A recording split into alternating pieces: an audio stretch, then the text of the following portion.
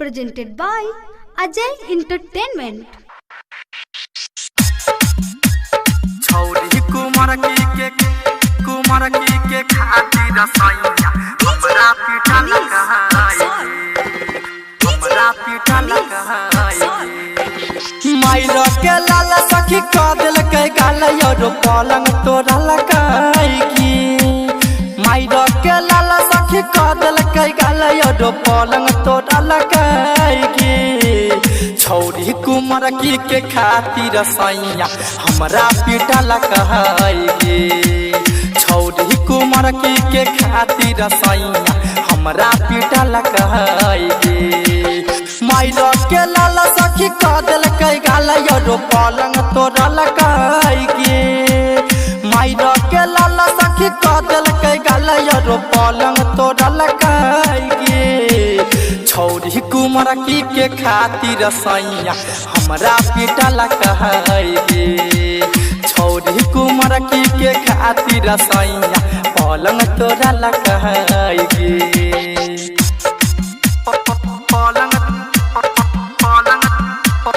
पलंग तोरा लगाई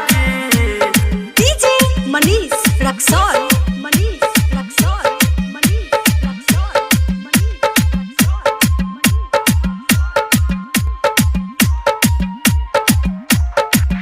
हगे हमार बाबू जे देलकै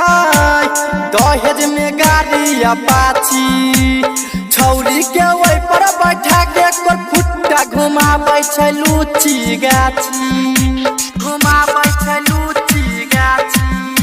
घुमाबै छै लूची गाछी हमार बाबू जे देलकै दहेज में गाड़ी अपाची छौरी के ओइ पर बैठा के कोर फुट्टा घुमाबै छै लूची गाछी छौरी के ओइ पर बैठा के कोर फुट्टा घुमाबै छै लूची गाछी काम करैला कहै छी जाइला त हमरे डटलकै काम करैला कहै छी जाइला त हमरे डटलकै छौरी कुमार की के खातिर रसैया हमरा पीटा लगाई छौरी कुमार की के खातिर रसैया हमरा पीटा लगाई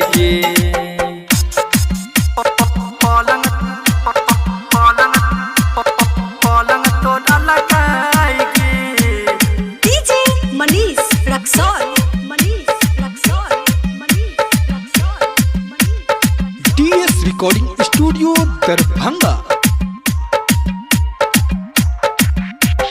कहियो न लागे सुतै छै हमरा से रोजे लड़ाई छै